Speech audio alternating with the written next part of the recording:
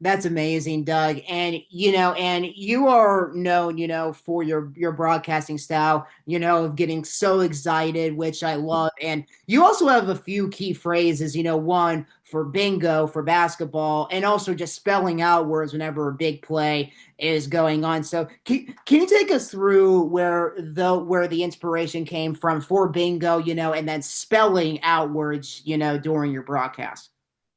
Well, if you remember back in high school, the very first game that I can recall listening to was Frank Gardenia, who was a Marshall grad, calling Marshall football at Mississippi State. Well, later that year, I started listening to Frank calling Marshall basketball games on the radio.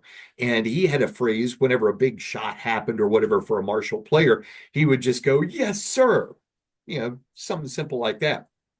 But at that point, I thought, you know, I may need to think about getting a particular word or phrase or something like that. You had Dick Enberg, and he would say, "Oh my," or Marv Albert, "Yes, and it counts," or whatever, when he did New York Knicks games and on TV as well. So you had people that had kind of a word or phrase that they would associate with. And while I did follow Frank Gardenia, I also started liking the University of Tennessee, particularly football. In my senior year of high school, 1982, high school year, 82, 83. And Tennessee had a long time at that time, and he ended up being even longer there, great announcer by the name of John Ward. So for basketball, if there was a big shot made, he would just say, "Bottom."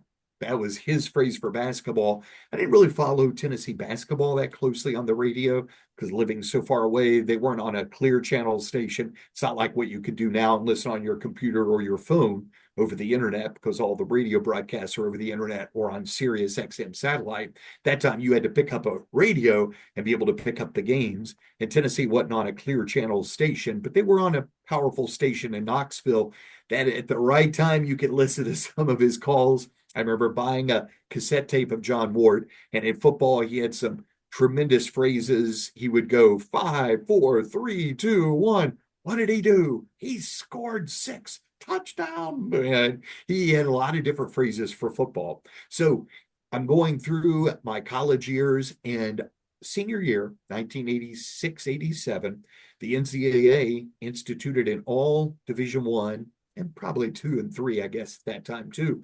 They instituted the 3-point shot. So it was at the top of the key, like it had been for many years. And so I thought, that's what I'll do. Whenever Marshall makes a 3-pointer, I'll say a particular word for it. But then I thought, what word would I use? And in high school, during our football at Huntington East, we were taught by our coaches that when you're on defense, if the ball is tipped, intercepted by one of our defensive backs, linebackers, whatever, or if we picked up the ball on a fumble and we have to switch to block because we now have possession, we're on the offense, to yell out bingo to let everybody know we have possession now, turn and block. So I thought, that's the word I'll use. I'll use bingo. So back at ABC Communications, that was really the first time high school wise that I was able to use that phrase. But I used it a lot, used it for all the games, would not use it just for one team. I would use it for both teams. So there'd be a lot of bingos out there when both teams hit a three, particularly if it were two local teams, Cambridge Meadowbrook, Cambridge Buckeye Trail, Cambridge John Glenn, if they were playing each other. So I remember probably a year or so into my tenure at ABC Communications, our owner, Grant Halfley, asked if I could come into his office. I said, sure. And he sat down. He goes, hey, loving what I'm hearing or whatever on broadcasts. He goes, but I've heard you use a word. I go, bingo. And he goes, yeah. He said, yeah, I don't really want you to use that word anymore. I just think that'd be better to not use it. And I said, well, I appreciate that, Mr. Halfley, but that's my signature. That's what I'm going to be using. And I'd be happy to resign, but I'm not going to give that up. And so he kind of relented.